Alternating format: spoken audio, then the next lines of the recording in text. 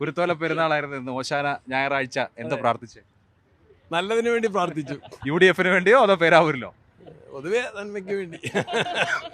കേരളത്തിൽ ഏറ്റവും ഉറ്റുനോക്കുന്ന പോരാട്ടം നടക്കുന്നത് പേരാവൂരാണ്. ആദ്യത്തെ ഇലക്ഷനിലും ഇപ്പോഴത്തെ ഇലക്ഷനിലും പേഴ്സണലായിട്ടുള്ള ഒരു അറ്റാക്കിനും ഞങ്ങൾ ആരും അങ്ങോട്ടും ഇങ്ങോട്ടും മുതിർന്നത്. അല്ല, ഇത്തവണ പറഞ്ഞു ഇവിടെ തോറ്റു കഴിഞ്ഞാൽ ടീച്ചറെ PB-യിൽ. എന്നോട് മാധ്യമങ്ങൾ ചോദിച്ചപ്പോൾ എന്നോട് ഒരു ചോദ്യമായിരുന്നു, അതായത് ഇതോടുകൂടി രാഷ്ട്രീയ ഭാവി തകരുമോ എന്നൊരു ചോദ്യം ചോദിച്ചു. ഞാൻ പറഞ്ഞു തകരില്ല, ഷീൽ ബി പ്രൊമോട്ടഡ് എന്നാണ് ഞാൻ പറഞ്ഞത്.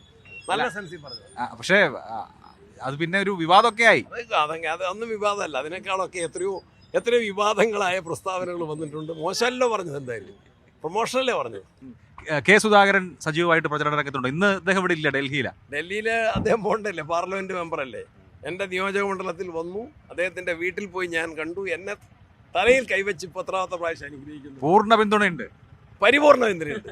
അദ്ദേഹം ആവർത്തിച്ച് പറയുന്ന ഒരു കാര്യമുണ്ട്, ഇന്നലെ ഡൽഹിയിൽ വെച്ചും പറഞ്ഞു അടുത്ത മുഖ്യമന്ത്രിയായിട്ട് രമേശ് ചെന്നിത്തല വരണമെന്ന്. അദ്ദേഹത്തിന്റെ അഭിപ്രായം കോൺഗ്രസ് ഹൈക്കമാൻഡ് അതുകൂടി പരിഗണിക്കും. അത് ഡിപ്ലോമാറ്റിക് പറയണം. ഇപ്പൊ സണ്ണി വക്കീൽ വളരെ ഡിപ്ലോമാറ്റിക് ആയിട്ട് എല്ലാ ചോദ്യത്തിനും ഉത്തരം പറയല്ലേ. അതുപോലെ പറയേണ്ട നേതാക്കൾ ഡിപ്ലോമാറ്റിക് ഓൾസോ. അതെ.